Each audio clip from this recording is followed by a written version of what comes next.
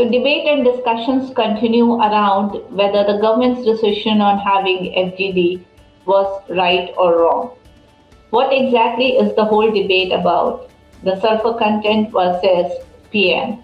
Here is my detailed conversation with R Srikanth, Professor and Dean of School of Natural Sciences and Engineering, National Institute of Advanced Studies. I want you to begin with explaining to us the whole dispute, debate, and discussion around the sulfur content and why we not talking the PM content. We are more focusing on sulfur and not PM. So can you just dissect this for us? I think, Richa, this is an excellent question because this is what has always puzzled me, because it is well known that particulate matter pollution is the one that we have to tackle as a national problem, and that is why the non-attainment cities have been classified in India on the basis of PM10 concentrations, not on the basis of sulfur dioxide concentrations. Now, I don't have any evidence to prove this, but what I would actually say, the entire sulfur dioxide stack emission standard is actually based upon some misconception, either deliberate or unintentional, that we need to control sulfur dioxide from the thermal power plant stacks to reduce secondary particulate pollution. Because some people have actually created models which basically they say shows that sulfur dioxide sulfate particles can travel 300 kilometers, and therefore you need to control sulfur dioxide from the thermal power plant stacks to control particulate matter pollution. Unfortunately, this narrative has gathered ground in India without any of these think tanks propagating this narrative, doing any scientific evidence on the ground. All of their research is actually based upon, global models, which have got a lot of accuracies and inaccuracies and based on some assumptions. Now, this is what has actually puzzled the government. It has puzzled scientists like me. And I have vigorously been arguing that particulate matter is the one that we should focus on. And particulate matter control from thermal power plants does not require FGDs. Now, this whole myth of secondary particulate pollution has been demolished only now by studies by IIT Delhi, NIRI and NIAS. And so I think it is conclusively proved now from ground samples that have been taken from filters near thermal power plants, which are located close to cities. Some power plants fitted with FGDs, some power plants without FGDs. And the statistical evidence indicates that there is no significant difference between the particulate matter concentration in these two areas. And furthermore, the sulfate content in these areas, in this particulate matter, is proved to be less than 5% of the total PM2.5 concentration in this area. So therefore, this whole myth has been broken now. And I think the narrative has actually been based upon faulty models without actually ground truthing. Sir, I'm glad you elaborated and explained to us PM versus the whole sulfur content debate. But there is another query then which comes immediately. It's been in making for decades, and now recently a status quo has been brought in by the government. I mean, there's no reversal, but a status quo and investments, which we'll go on to talk about a little later for the thermal power plant. But before that, sir, I want also for you to tell us the whole discussion or the narrative which has been built around the Indian coal. Because the whole discussion started with that the coal is bad and that is why the situation is coming. So the whole narrative around this, if you can explain it to us. See, regarding coal, again, I think all these think tanks have been barking up the wrong tree. Because Indian coal, the biggest problem with Indian coal is its high ash content, not sulfur dioxide, not sulfur content. Rather, Indian coal as classified as very low sulfur coal because the average sulfur content of Indian coal, barring Assam and Meghalaya coals, is less than 0.5% compared to average of 1% in China and more than 2% in eastern US and in some parts of Indonesia. So therefore, due to the origin of our coals, our coals are saddled or have very high ash, even as high as 40%, whereas imported coals have got much lower ash. But on the other hand, we have very low sulfur content compared to imported coals, which are now coming into India. Now, high sulfur imported coals come to India mainly because of their low cost. And the reason they are less costly is because there are no buyers. Because thermal power plants in Japan, Korea, Taiwan, etc., which import thermal coal from Indonesia, they want low sulfur coal because they are also very highly densely populated countries. So the issue basically here is we need to focus on reducing the ash content of the coals rather than reducing the sulfur dioxide emissions from coal. So you can reduce the ash content of coals at its origin by a process called coal washing or coal beneficiation that is proven in India. Unfortunately, our thermal power producers have not been willing to pay for coal washing, and they are happy to basically take high ash coal, transport it 500 kilometers, 1000 kilometers, and then actually burn the coal in the boilers and then trap the coal in electrostatic precipitate, trap the ash in the form of fly ash or ash ponds, etc. So therefore, we have actually over the last 10 years ended up in a wrong strategy by actually allowing unwashed coal to travel long distances, whereas indigenous methods are available to reduce the ash content at source. And on the other hand, we want to basically control the tailpipe emissions. The stack is like a tailpipe of a car. So rather than using cleaner fuel to begin with, that is lower ash coal after washing, you are using high ash coal, low sulfur coal, and then trying to remove the sulfur dioxide by FGD and trying to remove the fly ash by actually selling the fly ash and all those other things which are much more costly than coal washing.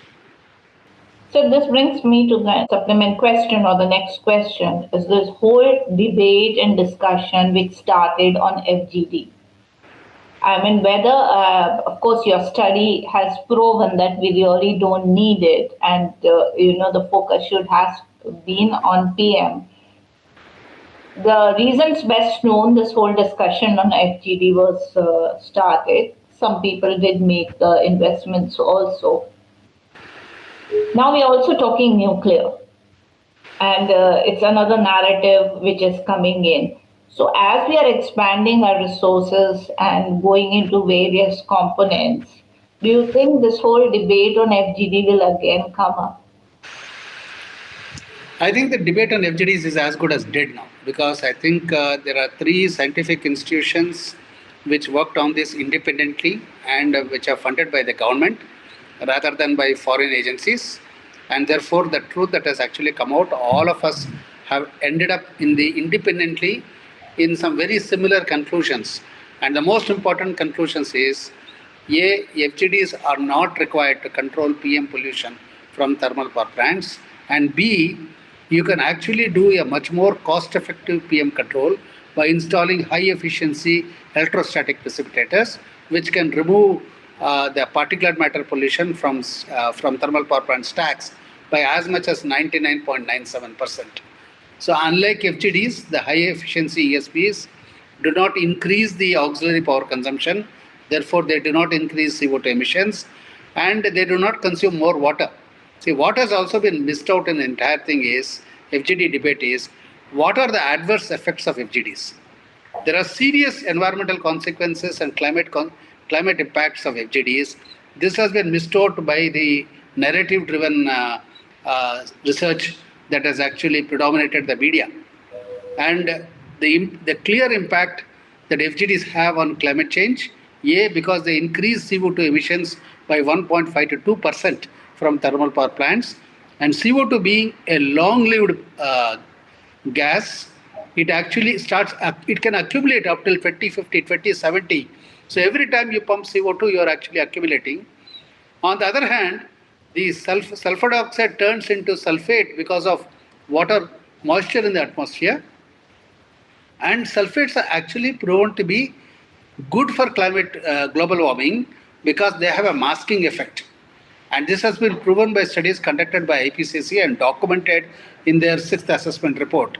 So all the narrative of FGD has unfortunately tried to suppress the adverse impacts of FGDs and try to basically glorify the impact of FGD on controlling sulfur dioxide, which is actually not a risk at all under the climatic conditions that are present in India. So how would you explain the entire narrative which came around with Section 7, Electricity Act 2003? The whole debate started with that, and then the Environment Ministry coming out with that notification. So, of course, we both spoke earlier also, where we said that no, the same shoe size doesn't fit all. I mean, every plant has its own take. So now for the future, the upcoming thermal power plant, what are the things which one has to be mindful of? The players who are making this investment, they have to be mindful of.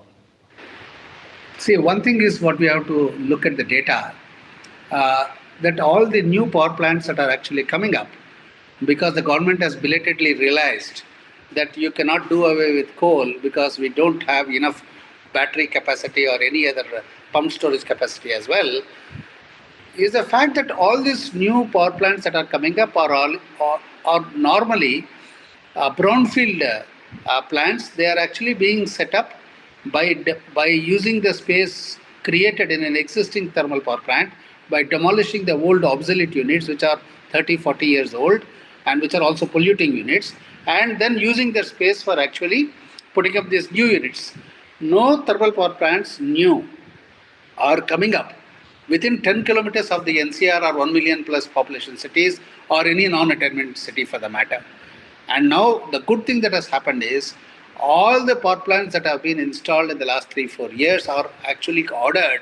They are all coming with high efficiency ESPs as a standard, because today there is no subcritical technology power plant being constructed in India. All thermal power plants being constructed in India today are supercritical technology, which burn coal more efficiently, use water more efficiently, and they're all fitted with high efficiency ESPs.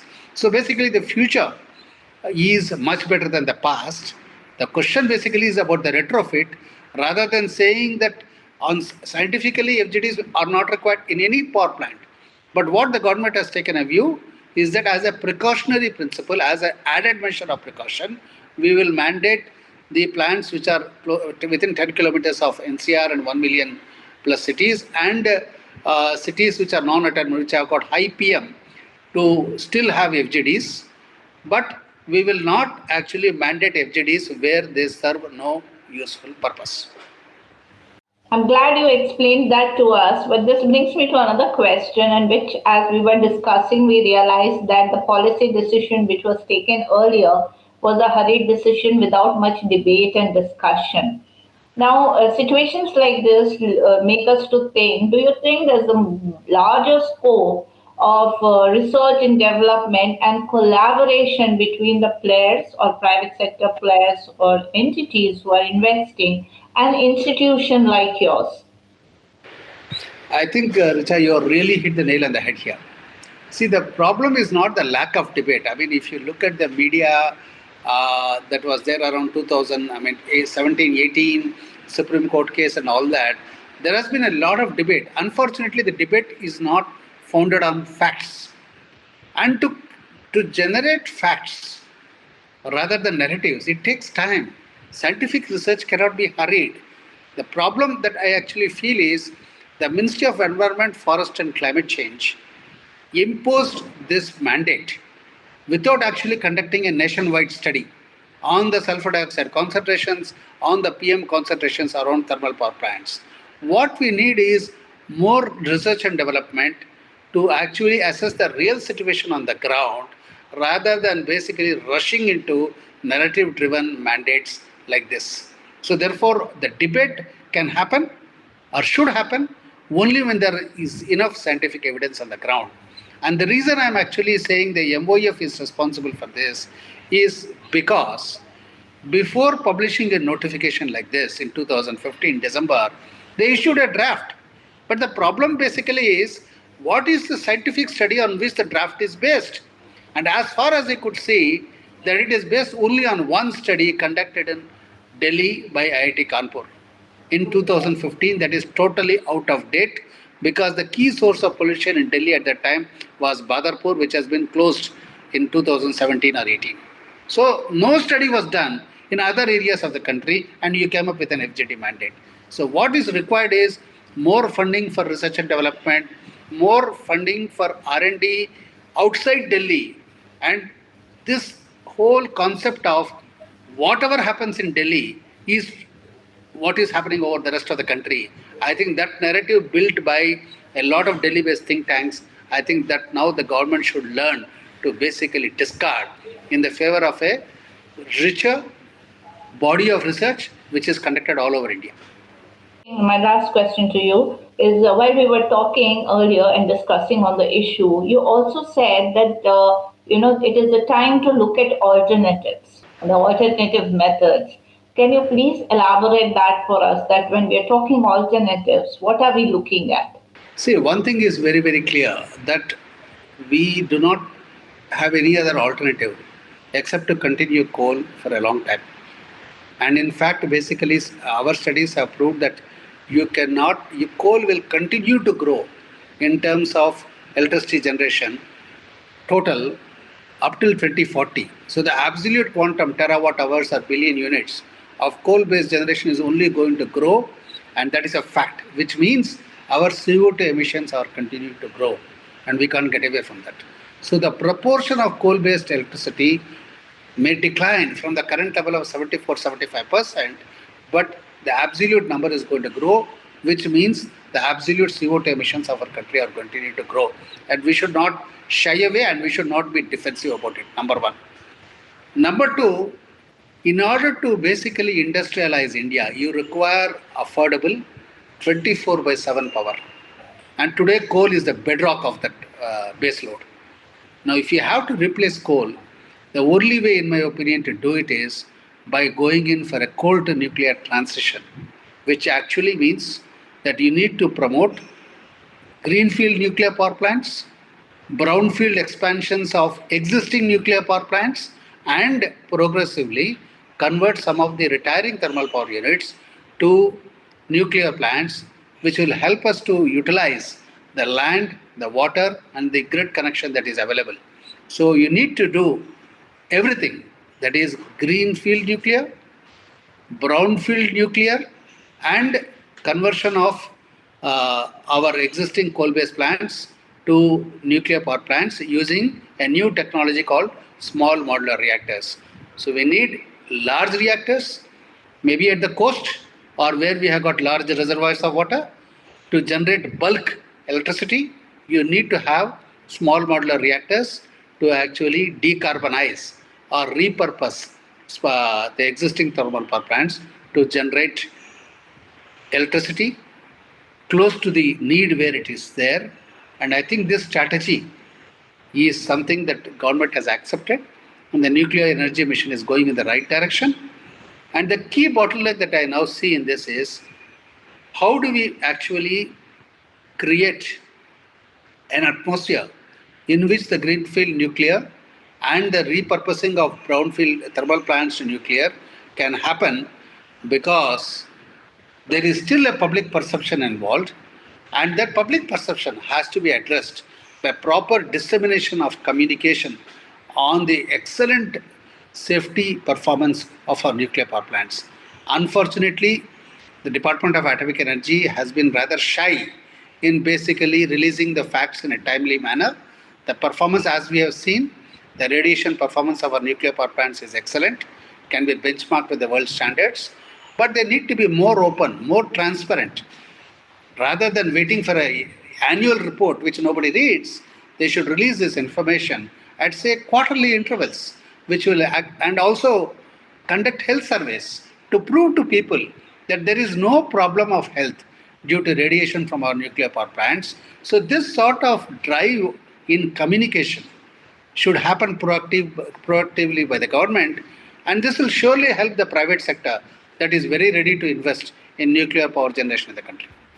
I'm very happy you asked the last question, because the only way to basically continue the country's development and reduce our CO2 emissions and protect public health is by going nuclear in a very, very big way.